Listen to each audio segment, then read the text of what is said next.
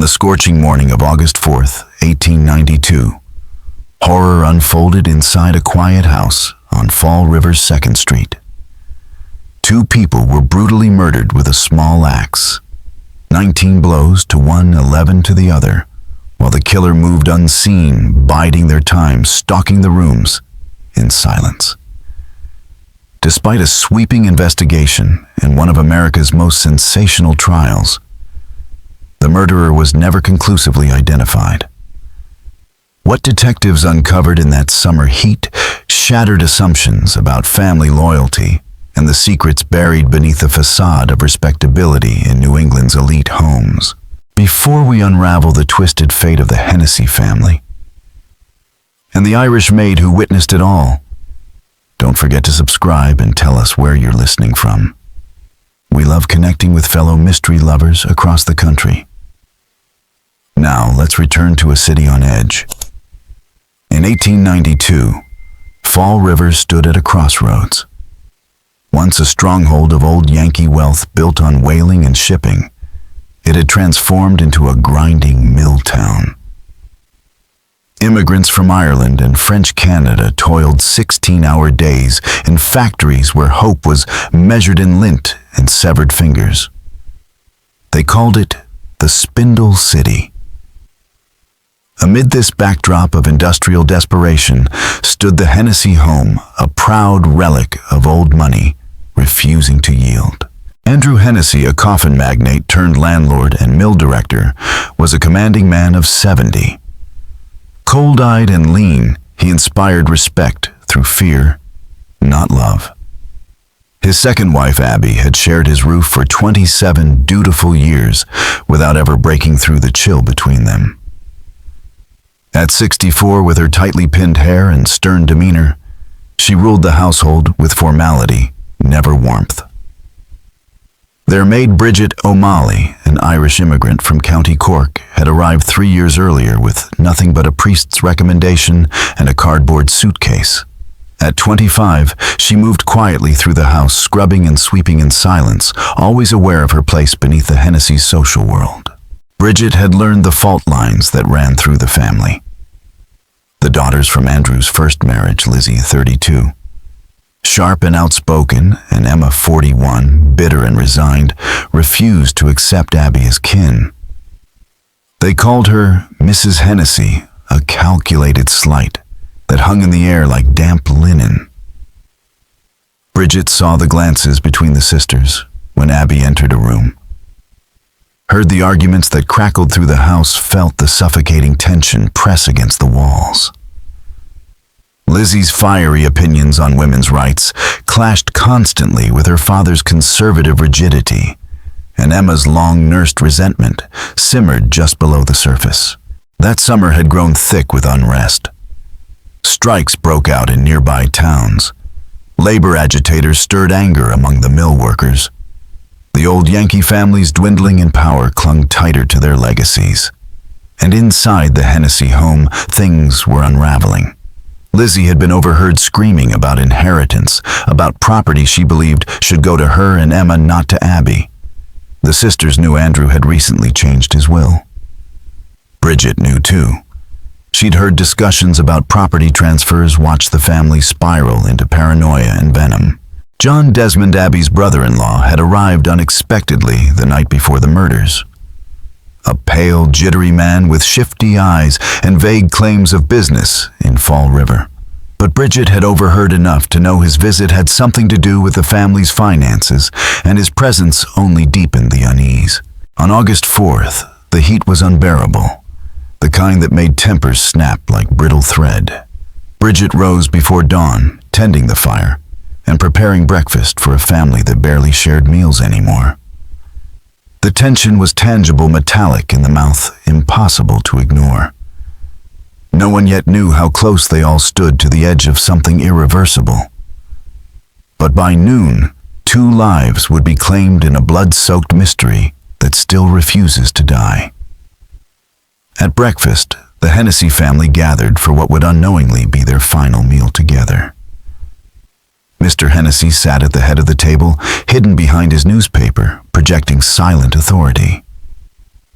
Abby moved quietly, pouring weak coffee and serving stale bread with the dutiful calm of someone used to being overlooked. Desmond picked nervously at his plate, casting uneasy glances toward the upstairs hallway where Lizzie had yet to appear. "She's been strange lately," Abby said softly to her brother-in-law, her voice just loud enough for Bridget to catch from the kitchen. "Asking about money the will. Yesterday I found her rummaging through Andrew's papers." Desmond gave a grim nod. "Property can ruin families. I've seen it." Moments later, Lizzie entered, her pale face tinged with something more than anger. Something darker. Something Bridget couldn't name. Her gaze swept the room with calculated focus, as if she were committing every detail to memory. Bridget's hands trembled as she cleared the plates. The conversation was formal, almost artificial, every word heavy with unspoken threats. The topic of property on the south side surfaced: rents, transfers, final decisions, and Mr. Hennessy spoke with cold certainty. Abby, ever loyal, simply agreed. Lizzie stayed silent, her muteness sharp enough to wound. At 9:00, Desmond excused himself to visit relatives. He promised to return later to finish his business with Mr. Hennessy. As he put on his coat, Bridget noticed his hands shaking and how he avoided Lizzie's piercing gaze. Soon after, Mr. Hennessy left on his morning rounds, offering Abby a perfunctory kiss and instructing Bridget to wash the exterior windows, an all-morning task that would leave her out of the way. With him gone, only 3 women remained in the house: Abby, Lizzie, and Bridget. Within the hour, one would be dead. Outside, Bridget struggled with the heavy window suds sliding down the panes. That's when she heard the first scream, sharp and abruptly cut off, but unmistakably human. She froze. The porch dripped beneath her brush as she strained to hear. Nothing followed, just the clatter of a distant milk wagon and the usual hum of a neighborhood waking up. Hesitant, she resumed washing, but her hands moved more cautiously. The sound hadn't been ordinary. It carried a raw panic that stirred something ancient and fearful in her gut. Then came the second scream. Longer, more frantic. Bridget dropped the brush. The sound had come from inside, from the upstairs guest room, where Abby had been tidying after Desmond's unexpected visit. And then, silence. A silence so complete it felt unnatural. Bridget's instincts screamed to stay put, but 3 years in this house had taught her that not asking questions wasn't always safe. She wiped her hands on her apron, stepped toward the back door, and listened. Nothing. She opened it slowly and stepped inside, climbing the back stairs one cautious step at a time. Her feet fell soundlessly on the carpet runner Abby had installed long ago, back when Mr. Hennessy still insisted on his quiet afternoon naps.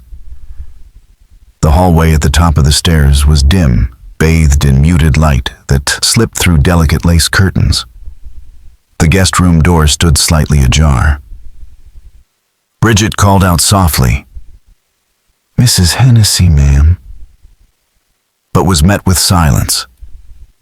She pushed the door open and stepped into a nightmare she would never escape. Abby Hennessy lay face down on the floor beside the bed, her gray dress soaked in blood. Her head had been obliterated, bone-shattered brain matter exposed by repeated deliberate strikes. The floral wallpaper behind her was sprayed with crimson in patterns that might have looked decorative to the unknowing eye. But it was the smell, thick, metallic, cloyingly sweet, that overwhelmed Bridget. It was the smell of death, of a person reduced to meat. In the far corner of the room, Lizzie Hennessy stood silently still, gripping the small axe. Her white shirtwaist remained spotless, her dark hair perfectly styled. But her expression was what Bridget would never forget.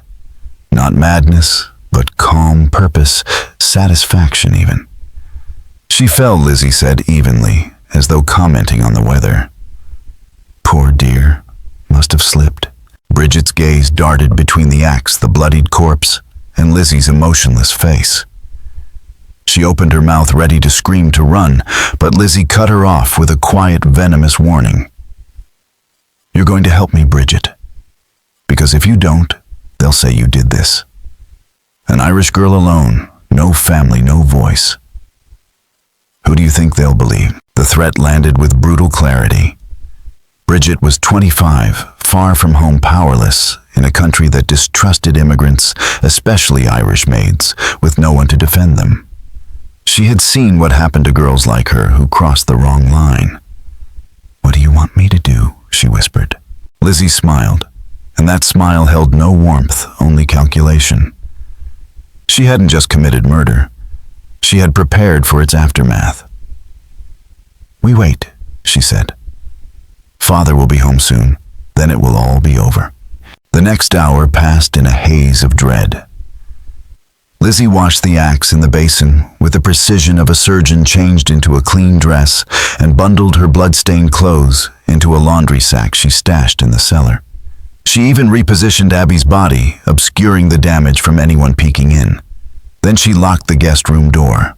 Bridget watched it all, frozen in horror, her silence binding her more tightly to the crime with each passing minute.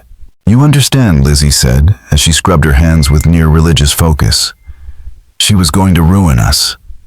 Take Father's money. Leave Emma and me with nothing. She was poison in this house. You saw it." The justification sounded rehearsed, rolled off her tongue like gospel. But Bridget saw what others didn't. Lizzie's trembling fingers, the way her eyes flicked again and again to the locked door. At 11:00, the sound of a key turning in the front door jolted them both. "Remember," Lizzie whispered, gripping Bridget's arm hard enough to bruise. "She went to visit Mrs. Churchill. You saw the messenger bring a note." Bridget nodded, even though no note had arrived, no messenger had come. The lie felt like lead on her tongue, but the truth would crush her. Mr. Hennessy entered as usual, calling for Abby. When no reply came, he sank into his chair in the sitting room, already drained from the heat. "Where's Mrs. Hennessy?" he asked. Lizzie appeared in the doorway, face composed, voice smooth. "She got word that Mrs. Churchill is ill. She left an hour ago, may be gone all day." Satisfied, he closed his eyes. Within minutes, he was dozing. Lizzie waited, watching him breathe, then turned to Bridget. "I'm going to lie down," she said loudly, before heading not to her room, but to the cellar where the axe was hidden. Bridget wanted to stop her, to scream, to intervene, but her body would not obey. She could only watch as Lizzie returned the weapon tucked into the folds of her dress and crept back toward the sitting room. The first blow struck just above Mr. Hennessy's temple. His eyes flew open wide with pain and confusion, but there was no time to react. The second blow caved in his forehead. The third and fourth obliterated the side of his face. By the sixth, Andrew Hennessy was unrecognizable, a ruin of bone and blood, beneath his daughter's calculated fury. When it was done, Lizzie stood over him, breath heavy, but her expression unchanged. "Now we scream," she told Bridget. "Now we find him." What followed was performance worthy of a stage. Lizzie's shrieks summoned neighbors from 3 doors away. She collapsed on the lawn, hysterical, wailing about an intruder. Even the family doctor, who had known her for decades, was fooled by her display of grief. But Bridget saw through it. She saw how Lizzie's tears stopped when no one was looking, how she answered the police before they finished asking. When Abby's body was finally discovered upstairs, Lizzie's horror was convincing, except to the woman who knew it was a lie. The official story formed quickly. A mysterious killer had entered, murdered 2 people, and vanished. It was an easier truth, one Fall River's upper class preferred. An intruder could be feared and forgotten. But if the killer came from within the house, if it was one of their own, then no one was safe. Bridget knew the truth. And she began to realize that this truth made her a threat not just to Lizzie, but to anyone who had a stake in preserving the illusion of order. Detective Mallory arrived from Boston, a man known for his meticulous nature. It didn't take him long to sense something was off. There were no signs of forced entry, given the Hennessy family's obsession with security. Abby had been killed nearly 90 minutes before Andrew. Yet no one had seen a stranger come or go. For an outsider to commit both murders, they would have had to remain hidden in a constantly occupied house for over an hour, unlikely at best. Then, there was the weapon itself, the family's own axe, normally kept in the cellar. A stranger would have needed intimate knowledge of the home to find it. Mallory's instincts told him this was no random attack. Someone in the house had killed deliberately with rage and familiarity. But the deeper he dug, the more resistance he met. It wasn't just about the facts, it was about Fall River's fear of what those facts might mean. If a respected daughter of an old Yankee family could commit such savagery, what did that say about the world they thought they controlled? As Bridget watched the investigation unfold, she realized something chilling. It wasn't just Lizzie she had to fear. It was everyone who had something to lose if the truth came out. And in Fall River in 1892, the truth was the most dangerous thing of all. Fall River's social elite recoiled at the notion that one of their own could be capable of such savagery. The Hennessys were everything the town valued, wealthy Protestant pillars of respectability. To suggest that Lizzie Hennessy might have murdered her father and stepmother was to question the very foundations of the city's genteel self-image. And so the pressure to find a more acceptable culprit was immense. Police rounded up Portuguese immigrants on flimsy suspicions, interrogated Irish laborers without cause, and pursued dead-end leads that collapsed under even casual scrutiny. Newspapers joined the frenzy, framing the murders as yet another warning about the dangers of unchecked immigration. The narrative they sold was simple: violence came from the outside, never from within. Caught at the heart of this chaos was Bridget O'Malley. Her testimony was critical, yet her credibility was suspect by default. As an Irish domestic servant, she existed at the very bottom of Fall River's social hierarchy. Her words were not measured by truth, but by class. When questioned, she repeated the story Lizzie had fabricated, that Abby had left to visit a sick friend, that Mr. Hennessy had come home to nap, that she and Lizzie had been in different parts of the house. When the murders occurred, she described hearing strange sounds, finding the bodies, summoning help. It was a safe story, a rehearsed story, a lie. Detective Mallory, however, was not easily fooled. In his third interview with Bridget, he gently pressed her.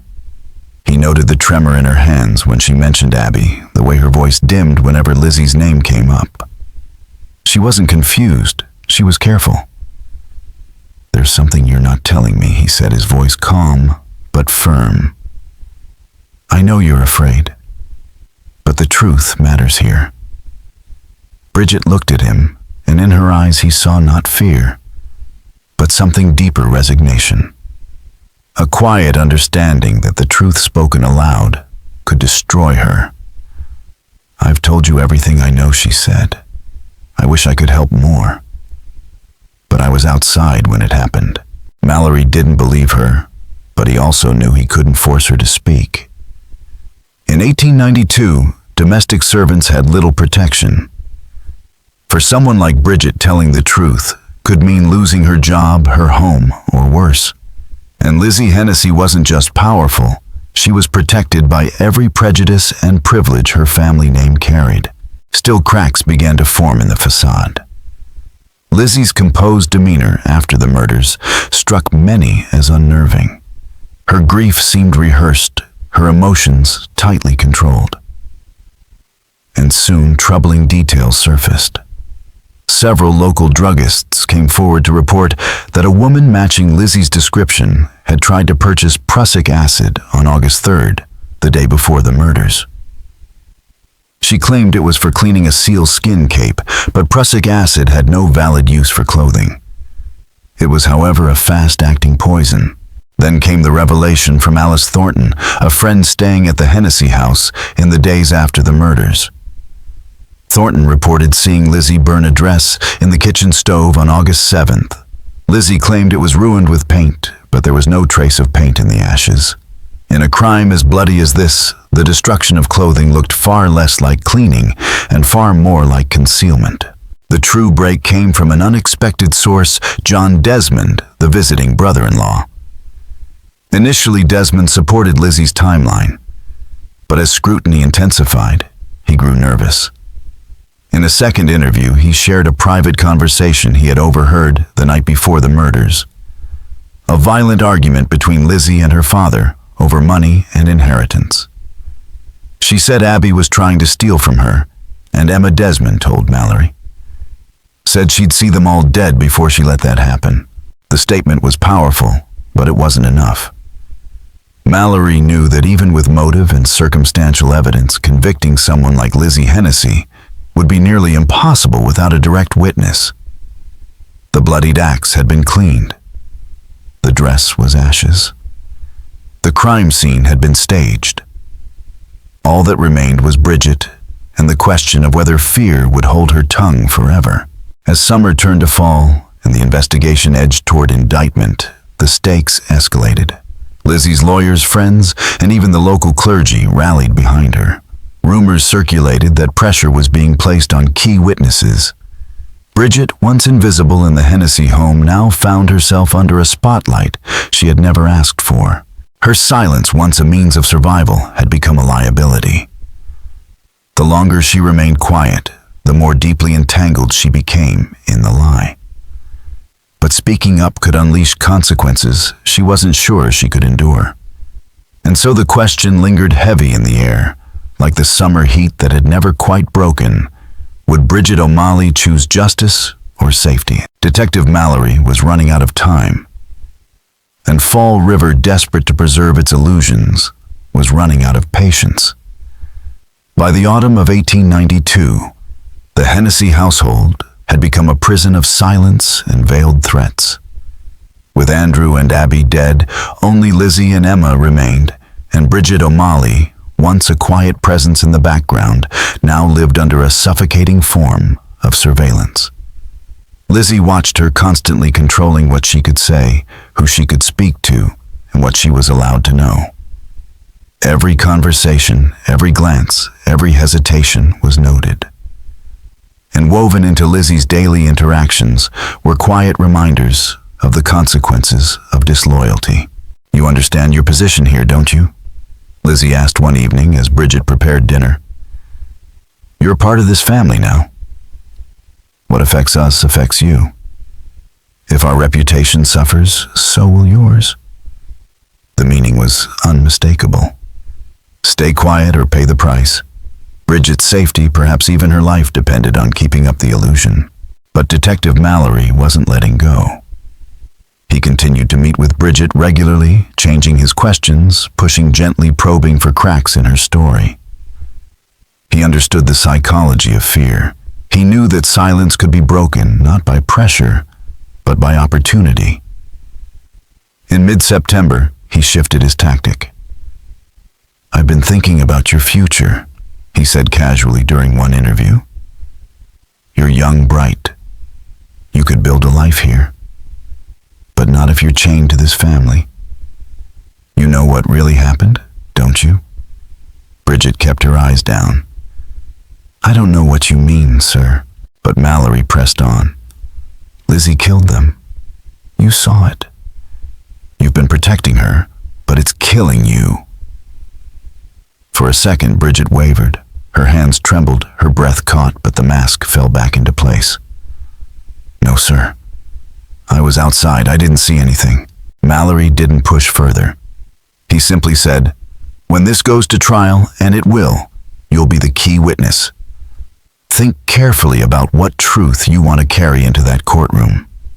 That night, Bridget lay awake under the eaves, listening to the creaks of a house steeped in violence and lies. The parlor had been redecorated, the blood scrubbed away. But sometimes she still smelled it, metallic sweet, a scent memory that refused to fade. She weighed her options. The truth offered justice, but it also promised danger. If she testified and wasn't believed, she'd be ruined. Irish girls who accused their wealthy employers didn't just fall from grace. They vanished into asylums, into poverty, into silence. 3 days later, everything changed.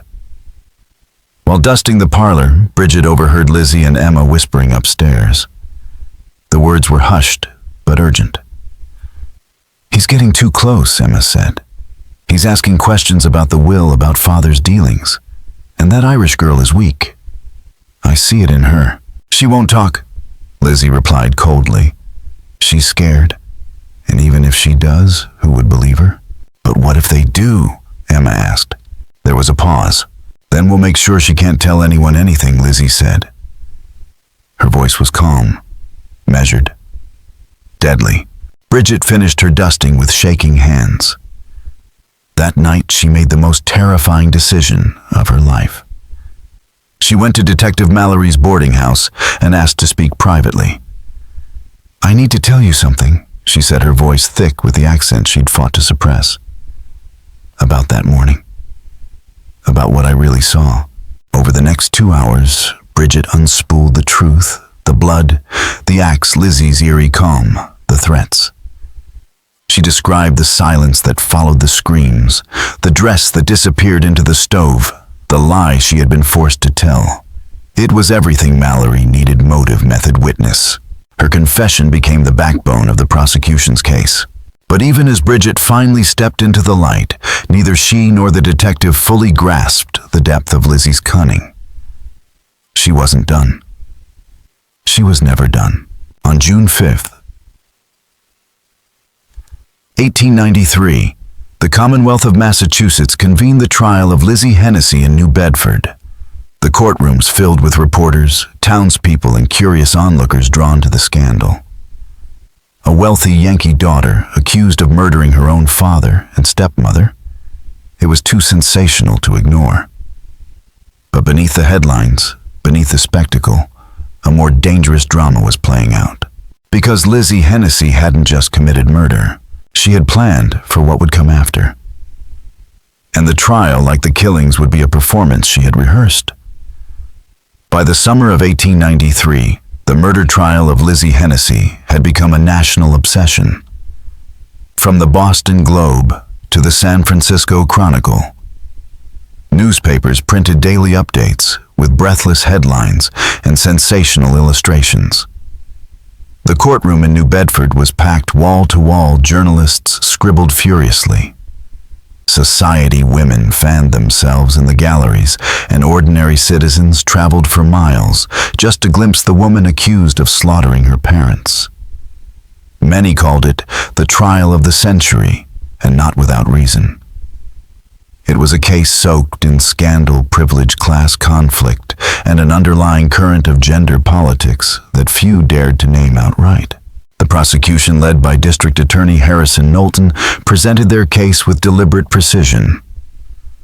Their narrative was clear.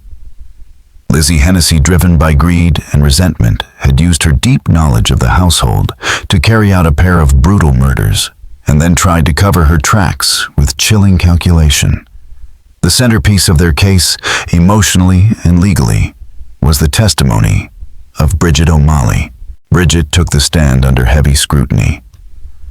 Despite the cold stares from the defense table and the weight of the room pressing down on her, she spoke clearly, her voice steady as she recounted the moment she found Lizzie standing over Abby Hennessy's mutilated body. She was holding the axe, Bridget told the jury. There was blood on the floor, the wallpaper her hands. She said Mrs. Hennessy had slipped, but I knew that wasn't true. Her testimony, raw and haunting, silenced the courtroom. But George Robinson, Lizzie's defense attorney and a former governor of Massachusetts, came prepared. A formidable legal mind and master of courtroom theater, he launched a ferocious attack on Bridget's credibility. He painted her as an unreliable, self-serving immigrant girl, driven by jealousy, bitterness, and class resentment. He hammered the inconsistencies in her story, the shift from her original statement to her courtroom testimony. This young woman, Robinson said, gesturing toward Bridget, has already admitted to lying. Are we now to entrust her with the truth? But the prosecution had more than Bridget's words. They presented forensic evidence, the failed attempt to buy prussic acid, the burning of the dress, the conspicuous absence of forced entry, and the murder weapon pulled from the family's own cellar. Financial records and expert witnesses laid bare a motive rooted in inheritance and deep family fracture. Medical examiners described the savagery of the wounds, relentless intimate violence that suggested rage, not the cold detachment of a passing stranger. It was, they argued, a crime that only someone close to the victims could have committed. The defense leaned hard into its core strategy: preserve Lizzie's image as a genteel, well-bred woman incapable of such monstrous violence. Robinson invoked Victorian ideals of femininity and decorum, knowing how persuasive they were to an all-male jury. Could a delicate young lady, he asked, lift an axe, swing it with such force not once, but dozens of times? He didn't have to answer. The cultural assumptions of the era did it for him. And then he turned the suspicion back toward Bridget. She was alone in the house, he reminded the jury. She had access to the axe. She lied to police. She was Irish, poor, and angry. This is not just a case of murder, he said. It is a case of vengeance masquerading as truth. A servant girl lashing out at the very people who gave her shelter. After nearly 3 weeks of testimony from over 100 witnesses, the trial reached its most dramatic crescendo. Lizzie took the stand. It was a bold, risky move. Her attorneys had strongly advised against it, but Lizzie insisted. She believed in her ability to charm the jury. She believed in her performance. And to the astonishment of many, she delivered. Lizzie spoke barely above a whisper, forcing the courtroom into silence. Her voice quavered when she described her love for her parents. She cried as she described discovering her father's body. Her voice catching her hands trembling, she portrayed herself as a grieving daughter, caught in a nightmare she could not comprehend. And she never once wavered in her insistence that she was innocent. The performance worked, at least in part. Journalists who had once condemned her began to hedge. Some jurors appeared visibly moved. In an era when emotion and feminine fragility were equated with truthfulness, Lizzie's testimony blurred the lines between victim and perpetrator. But for those who had seen the morning after the murders, the cold calculation, the staged discovery, the absence of genuine grief, her performance rang hollow. Bridget knew it was theater. Detective Mallory knew it too. But would the jury see past the tears? That was the question hanging over New Bedford as the trial drew to a close. One woman stood accused. Another stood to lose everything for telling the truth. And the city, along with the nation, waited to see if justice could survive the weight of wealth, gender, and power. The trial of Lizzie Hennessy, already infamous for its spectacle and intensity, reached its breaking point under the pressure of cross-examination. District Attorney Harrison Knowlton, relentless and incisive, took aim at the very foundation of Lizzie's carefully orchestrated defense. His questions cut through her composure, revealing the inconsistencies that had previously been masked by tears and calculated charm. Miss Hennessy, Knowlton asked, his tone razor sharp. You claimed you were in the barn when your father was murdered. But 3 separate witnesses searched the barn minutes after the discovery of the body and found no sign of recent occupancy. How do you explain this? Lizzie hesitated. For the first time, her mask slipped. I may have been mistaken about the time, she stammered. The shock, it's all a blur. It was a weak answer, and everyone in the courtroom knew it. Knowlton pressed further. Do you remember attempting to purchase prussic acid from Smith's drugstore on August 3rd? No, I do not. You don't remember, or it didn't happen? It didn't happen, she snapped. Knowlton walked slowly to the witness stand holding a signed affidavit. This is a sworn statement from Eli Bence, the clerk at Smith's. He identifies you as the woman who attempted to buy 10 cents worth of prussic acid. He also says you became irate when he refused the sale. Is Mr. Bence lying? At that, Lizzie lost control. Her voice rose, trembling with rage. How dare you question my character? I am a Christian woman, a member of this community. I could never. She caught herself, but the outburst had already done its damage. The courtroom saw something unfiltered, something raw and unsettling. The grieving daughter had vanished, replaced by something colder, more dangerous. Then came the final blow. With the court's permission, Knowlton produced a letter, one written by Bridget O'Malley, to her sister Mary in Ireland, intercepted by postal inspectors and held as evidence. As Knowlton read from the worn paper, the room fell into stunned silence. I cannot sleep at night for the terrible thing I have seen. Miss Lizzie has told me I must never speak of it, but I fear for my soul. She killed them both, Mary. I saw her do it with my own eyes. The courtroom erupted. Some shouted in outrage, others in support.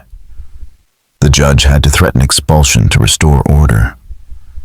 But it was clear the trial had turned decisively. The letter confirmed what Bridget had not been able to say aloud before. It removed all doubt. Behind closed doors, panic gripped the defense. George Robinson requested an emergency recess and convened a private conference with Lizzie and Emma. What was said remains unofficial, but court stenographer Margaret Kellerman later confided that she overheard fragments through the thin walls. Emma Hennessy, under mounting pressure, had broken. She's always been like this, Emma had allegedly said, even as a child, hurting animals when she was angry. I tried to protect her, but I can't stand by and let her destroy that poor girl just to save herself. When court resumed, Robinson's defense took a sudden and dramatic shift. He abandoned his claim of complete innocence. Instead, he argued that Lizzie had suffered a mental breakdown, an emotional collapse brought on by years of stress and family dysfunction. It was a last-ditch attempt to spare her from the gallows. But it was far too late. On June 20th, 1893, after just over 2 hours of deliberation, the jury returned its verdict. Guilty on 2 counts of murder in the first degree. Lizzie Hennessy stood as the sentence was read, her back straight, her voice strong. I am innocent of these charges, she said loud enough for all to hear. And someday, when the truth is finally known, you will understand the terrible mistake you've made. To some, her words sounded prophetic. To others, they were simply the final act of a master manipulator who had lost the game. Rather than the death penalty, Lizzie was sentenced to life in prison at the Massachusetts State Prison for Women in Sherborne. The jury, influenced by prevailing gender norms, had balked at the idea of executing a woman, no matter how brutal the crime. Aftermath. Broken lives and lingering shadows. Bridget O'Malley never found peace. Though her testimony had been vital, she was shunned by nearly everyone. Irish immigrants viewed her as a traitor, while the upper class branded her a troublemaker. By early 1894, she had left Fall River for good resettling in Montana, in hopes of building a life far from the shadows of the trial. Emma Hennessy suffered a complete mental collapse. She was committed to a private sanitarium and would spend the rest of her life in isolation, her mind broken by guilt, grief, and the unbearable weight of secrets kept too long. Detective Mallory, hailed briefly as a hero, found little comfort in his victory. The case had drained him, shaking his belief in justice and exposing the darkness that can live in the most respectable of places. Within a year, he retired from law enforcement and moved to Vermont, where he opened a modest hardware store and never spoke publicly about the case again. The Hennessy House at 92nd Street remained unoccupied for years. Rumors spread that it was cursed or haunted. Strange lights, cold spots, voices in the night. Neighborhood children dared each other to peek through its windows, and no buyer ever stayed long. The once proud home, a monument to old Fall River wealth, became a decaying symbol of the price of silence and the hidden rot behind closed doors. The story of Lizzie Hennessy didn't end with her conviction. It remained etched in the collective memory of a town that had tried to look the other way and failed. For generations, it became a whispered cautionary tale, not just of murder, but of what happens when class, power, and fear conspire to hide the truth. When the Hennessy house was finally sold in 1898, its new owners wasted no time erasing the remnants of the tragedy. Walls were torn down, floors replaced. Fresh paint covered everything, as if obliterating the past could neutralize its haunting presence. But some stains run deeper than paint can reach. Then, in 1918, 25 years after the infamous trial, a discovery shattered the fragile consensus that justice had been served. A trunk was found among the belongings of Emma Hennessy's longtime physician after his death. Inside, hidden beneath years of forgotten correspondence, was a journal written in Emma's own hand during her final years in the sanitarium. What it revealed would send shockwaves through Fall River and the country once again. Emma's journal, authenticated by handwriting experts, directly contradicted the trial's most accepted truths. According to her writings, the murders had been premeditated, and not by Lizzie alone. The sisters had planned them together, driven by motives that were far darker and more personal than money. Emma claimed their father had abused Lizzie for years, and that Abby had not only known, but protected him to preserve her place in the family. "We had no choice," she wrote in a 1917 entry. "The law would not protect us. Society would not believe us. We were trapped in that house with monsters, and the only way to escape was to become monsters ourselves." The sisters had originally planned to poison their parents, explaining Lizzie's failed attempt to buy prussic acid. When that plan failed, they turned to the family axe. Cold, reliable, final.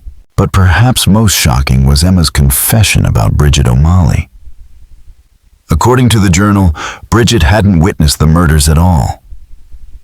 She had arrived too late after both parents were already dead. Her testimony had been shaped by threats, fear, and manipulation. "Poor Bridget," Emma wrote. "We destroyed her life to save our own. She was innocent, except for being in the wrong place at the wrong time. I pray she forgives us." The journal created a media storm. But by then the key players were already gone. Lizzie had died in prison in 1910, never wavering from her claims of innocence. Detective Mallory passed away in 1915, haunted by a case that left more questions than answers. And Bridget Ali, who had vanished into the American West after the trial, was discovered in 1975 by a reporter from the Boston Ledger, living under a married name in a small Montana town. She had raised a family and lived a quiet life, never speaking of Fall River or 1892. But according to her pastor, she left this world in 1948 with a cryptic final statement: "I never told a single untruth at that trial." God help me, but I never told a single untruth. Was it a confession of guilt or a final affirmation of honesty? No one could say for sure. The journal, though explosive, raised more questions than it answered. If true, it meant Lizzie had been guilty, but not alone. If false, it was the fevered creation of a broken mind seeking narrative in the chaos of grief. Either way, the certainty the public once believed they had was gone. The Hennessy murders remain officially closed in the archives of the Fall River Police Department. Yet those who examine the case closely, those who read between the lines of testimony bias and fear, know that closure is a myth. In a case where everyone had something to hide, where justice was warped by class and gender, how can we be certain of anything? Maybe we can't. Maybe that's the point. Maybe the truth was never meant to be found. Just when we thought we'd uncovered it all, the horror deepens. If this story sent a chill down your spine, share it with a fellow mystery lover. Hit the like button to support more content like this, and subscribe so you never miss the stories that lurk in the forgotten corners of history. Let's keep digging together, because the past doesn't always stay buried. And sometimes the most terrifying monsters aren't the ones in nightmares. They're the ones who live among us, cloaked in familiarity and trust. The Hennessy murders remind us that evil often hides behind respectability, and that sometimes the truth itself becomes the most dangerous secret of all. What do you believe? Was Lizzie a murderer or a victim? Was Bridget telling the truth, or did fear rewrite her memory? Leave your theory in the comments. And until next time, sleep well if you can. Thank you all very much for watching my video until the end. I sincerely appreciate it, and I look forward to seeing you in the next video.